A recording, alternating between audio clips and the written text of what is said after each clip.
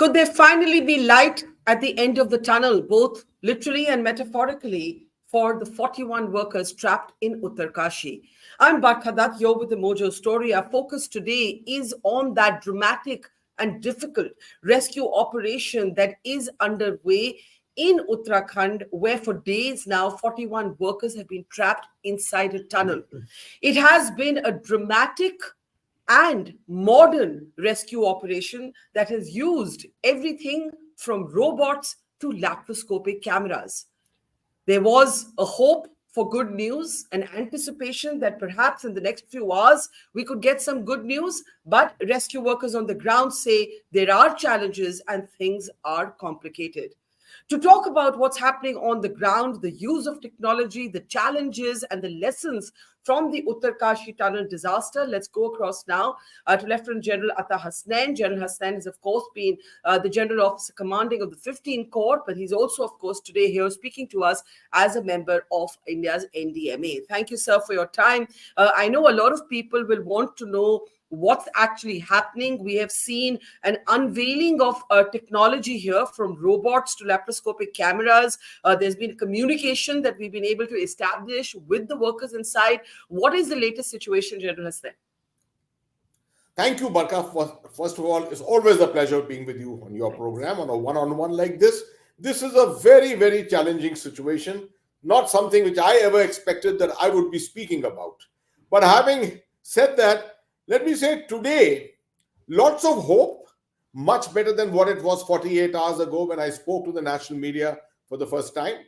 And the hope is basically on the fact that although the government of India has established 5 different approaches to get to the tunnel, beyond the collapsed portion of the tunnel, the collapsed portion of the tunnel is 200 meters from the opening which you are seeing on this photograph.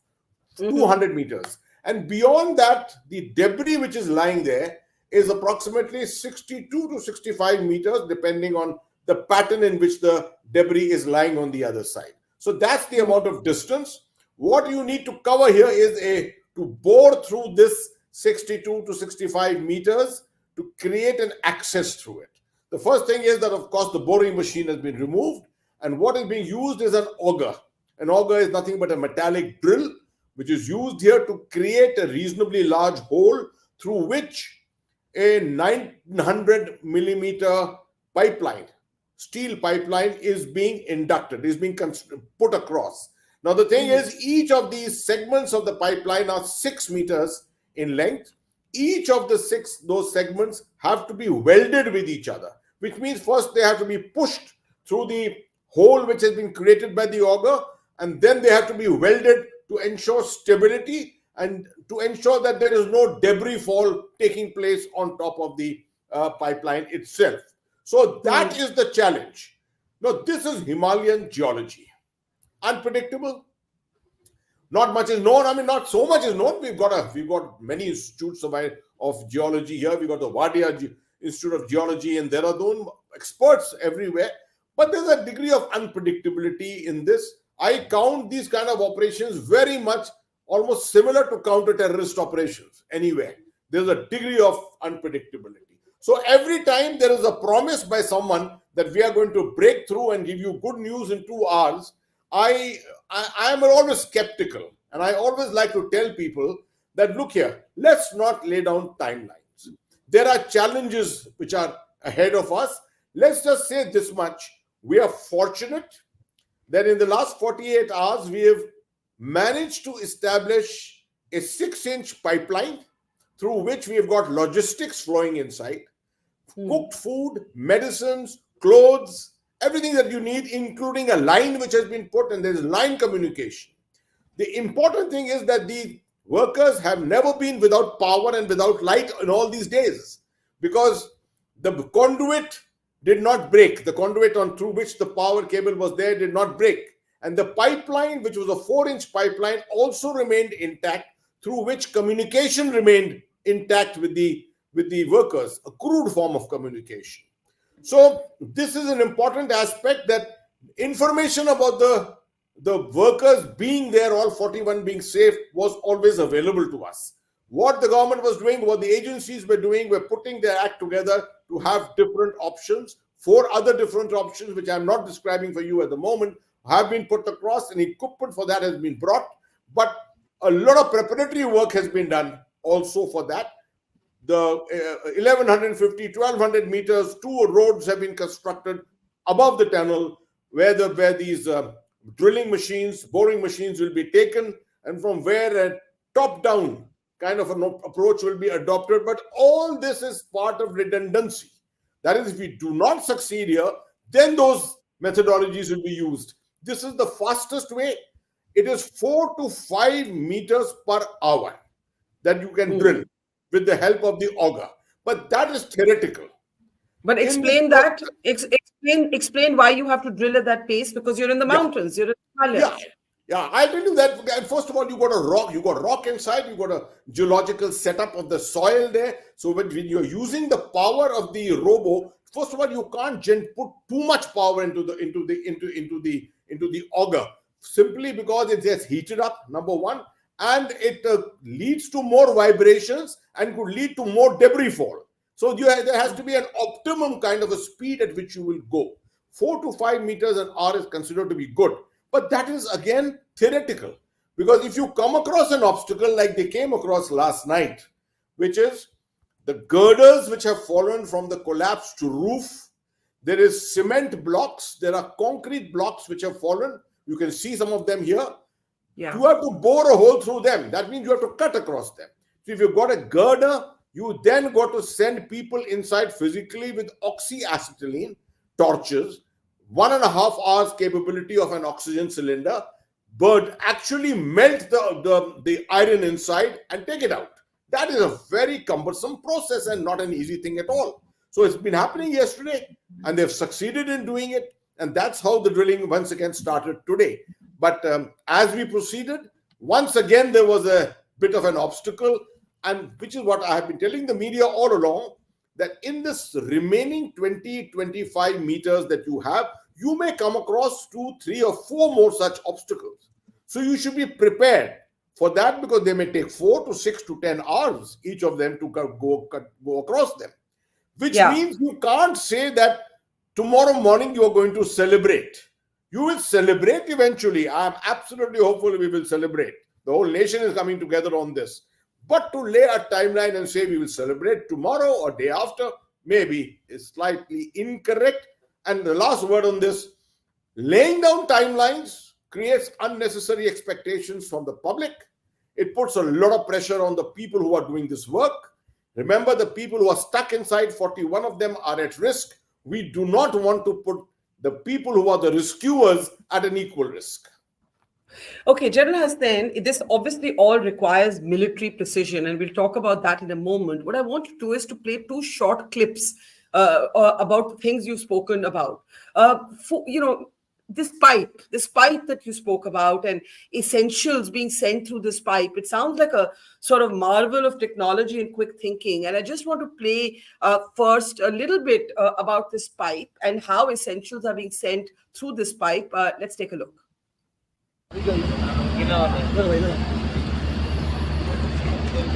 उधर pipe pipe से सब निकाल के इधर अंदर घुसाने का अच्छा clear अंदर घुसा के माइक ऊपर हां हां भी वैसे किया ना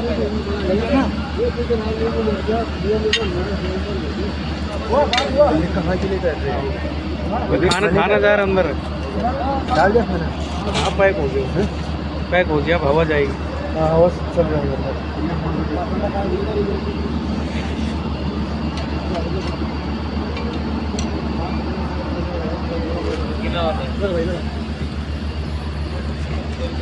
उधर पाइप पाइप से सब निकाल के So, General Hasnain, if I can come out of this, please.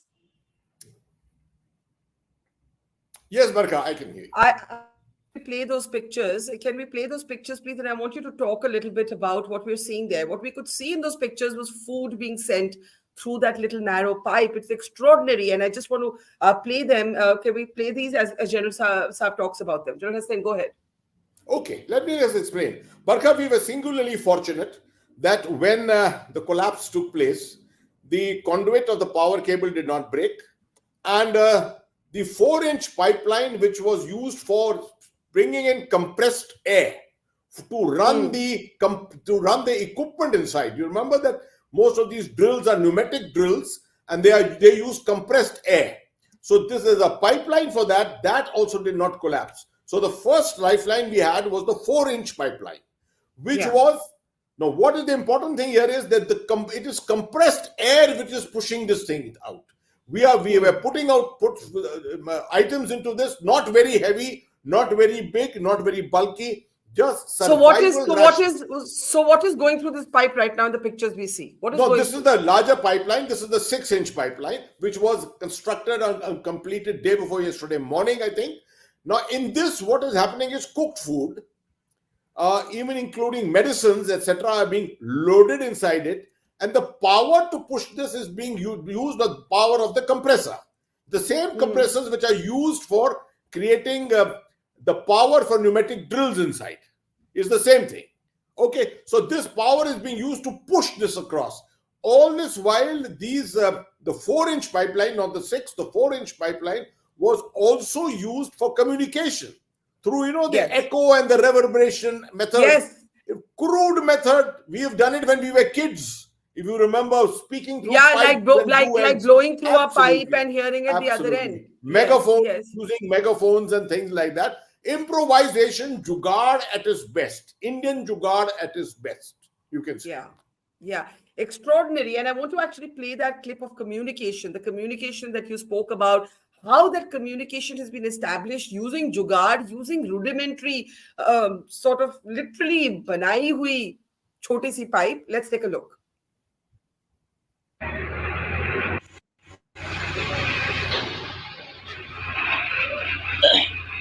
जरूरत हो तो बताइएगा।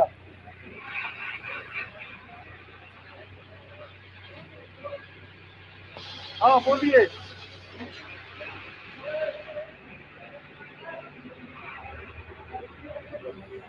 क्या बोल रहे थे? हाँ।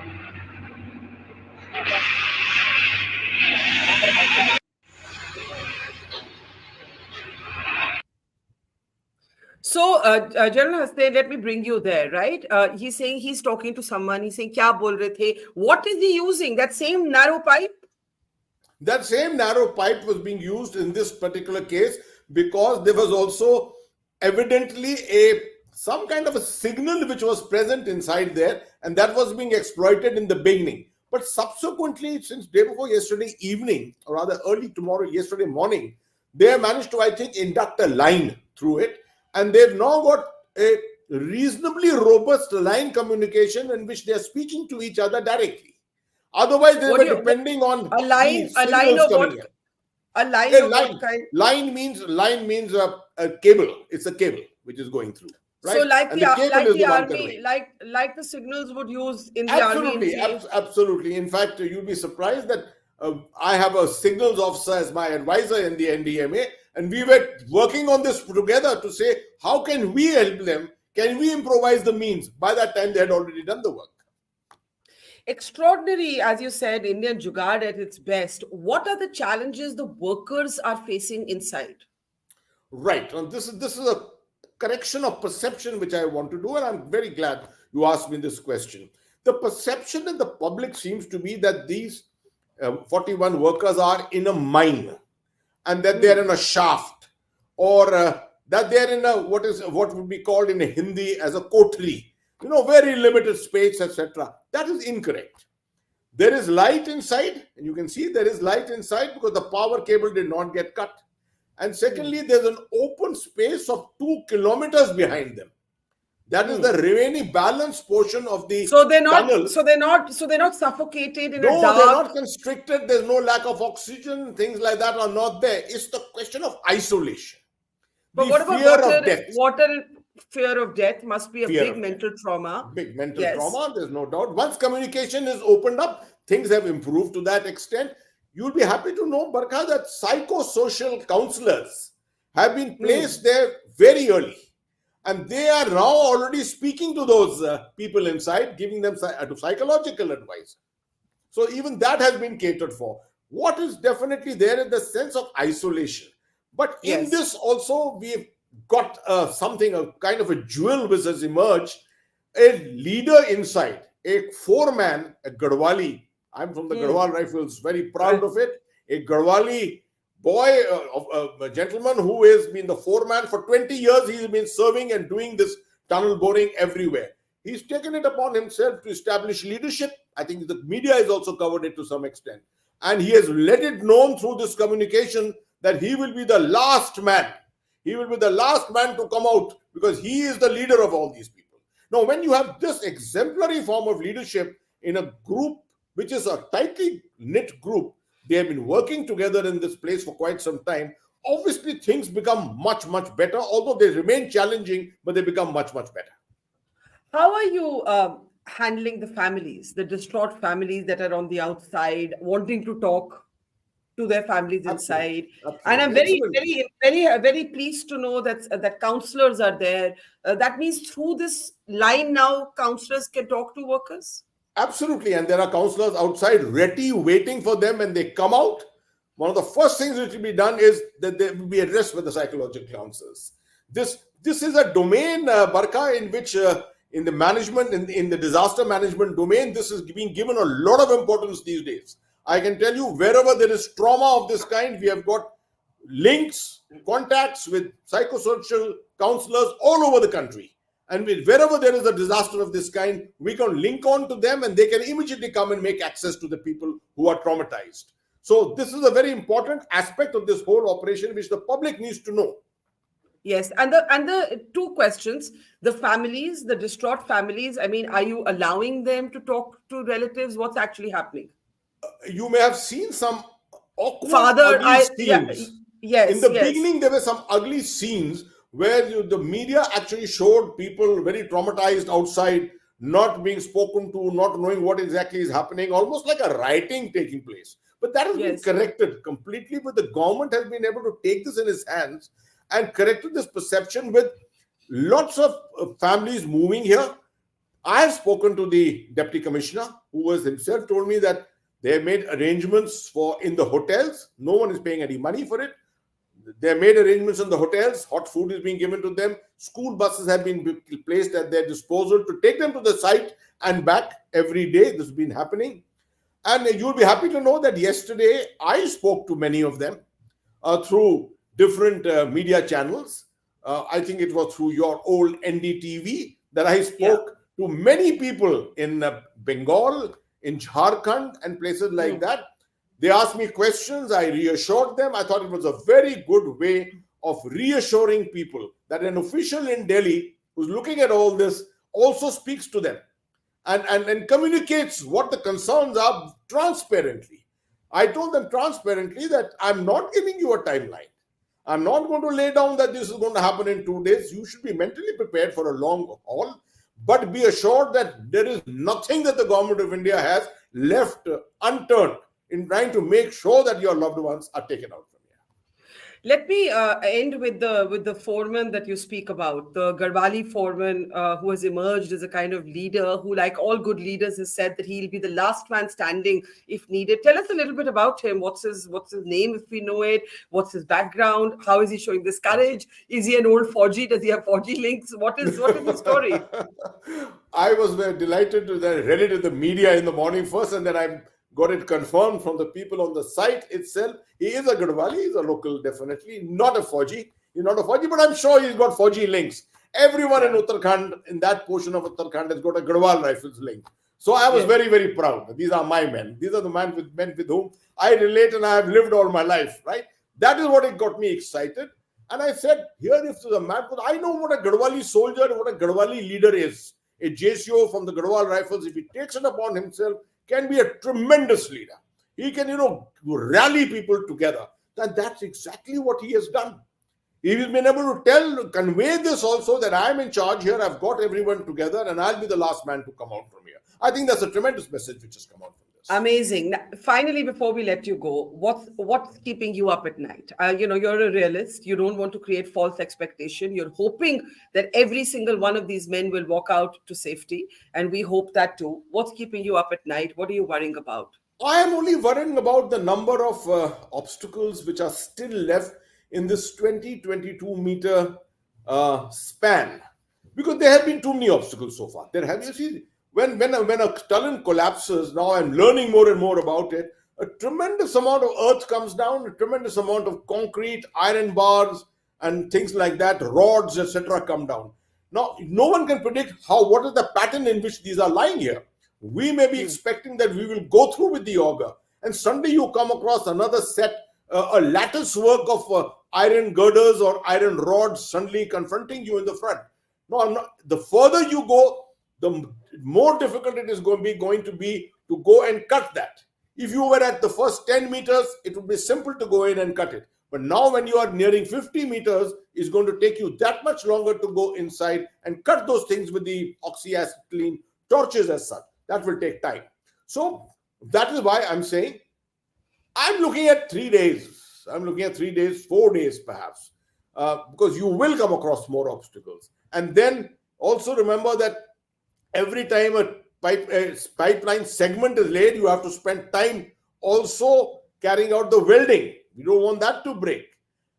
After that, the time is going to be taken up in actually getting the 41 people out. Now, you've got to imagine how those 41 people will come out through a pipe which is initially 900 millimeters, but at the other end is going to be about 800 millimeters, 80 centimeters. How are they going to come out? The NDRF has improvised stretchers on wheels, which are going to be tied at two ends and going to be pulled up and down. You see, make a man lie down on it, and then that's the fastest way you can bring him out. And they've got a couple of stretchers so that there's a redundancy. If a stretcher breaks down, wheels come off or something, then you can have a second one. Now, in this process also, there can be unpredictables, because if stretcher breaks down, wheels come off, and something like that, man could get stuck inside. It would be a harrowing experience for a man stuck inside like this. So I think we got to keep all options open. Keep all options open for this and hope for the best. But I have, in the last couple of days, I've learned so much. I've learned about human existence, the ability of human beings to be able to tolerate this kind of a thing. And I think my confidence in India has gone up tremendously as a nation.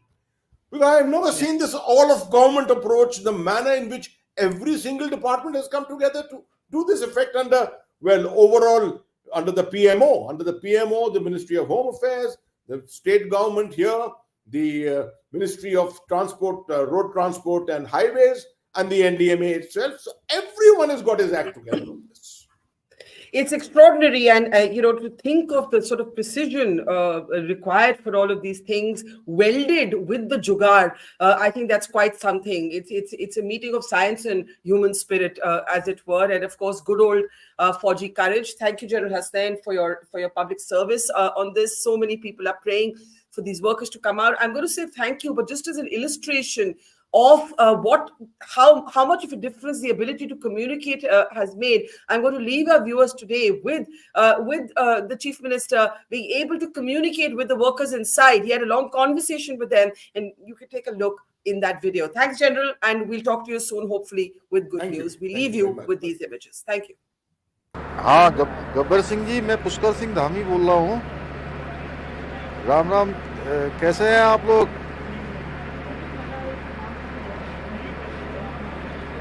अच्छा, चलिए भाई, बहुत हम लोग बिल्कुल पास पहुंच गए हैं और बड़ी आप लोगों की हिम्मत है और बहुत ही आप लोगों के लिए सब लोग प्रार्थना कर रहे हैं यहाँ, और हम लोगों को उम्मीद भी है। मैं भी रात से आ गया हूँ, जनरल साहब भी आ गए हैं यहाँ पर, और प्रधानमंत्री जी रोज़ आप लोगों के बारे में रोज़ चिंता कर रहे हैं, रोज़ अपडेट लेते हैं मुझे सवेरे 7 बजे। आज भी अभी आया है, अभी बताया है, बिल्कुल 45 मीटर से आगे हम लोग आ गए हैं और मुश्किल से 10 मीटर और आना है। बीच बीच में क्या है कि सरिया वगैरह आ जा रही है ना ये, तो हाँ, तो आप लोगों को पता ही है, थोड़ा सा ये है कि हिम्मत बता के, और किसी सबकी तबीयत वगैरह अच्छी ठीक है ना वहाँ पर? चलिए, नहीं चिंता एक्चुअली में नहीं, बहुत सब लोगों की दुआ है कि जल्दी से जल्दी सब लोग बाहर आ जाएंगे। हम लोग प्रार्थना कर रहे हैं और यहाँ पर सारी चीज़ें, एम्बुलेंस की व्यवस्था कर रखी है बाहर। जैसे ही आप लोग बाहर आएंगे, अस्पताल की व्यवस्था है, उसके अलावा जो भी सब इंतजाम हो सकते हैं वो सारे के सारे हम लोग कर रहे हैं। और बहुत बड़ा ऑपरेशन चल रहा है, पूरे देश भर से सारी मशीनें यहाँ पर आई हुई हैं, सारे एक्सपर्ट आए हुए हैं, विदेशों के भी आए हुए हैं। ये सारी बातें सबको बता, चलिए बहुत है, ठीक है। खाना वाना पहुँच जा रहा है, अभी पानी है अंदर।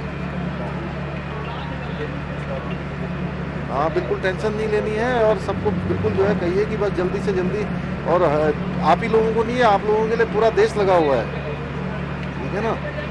और अभी प्रधानमंत्री जी को मैंने बताया है कि उन्होंने कहा कि भाई कब तक क्या संभावना है। मैंने कहा बहुत जल्दी की संभावना है और हो जाएगा।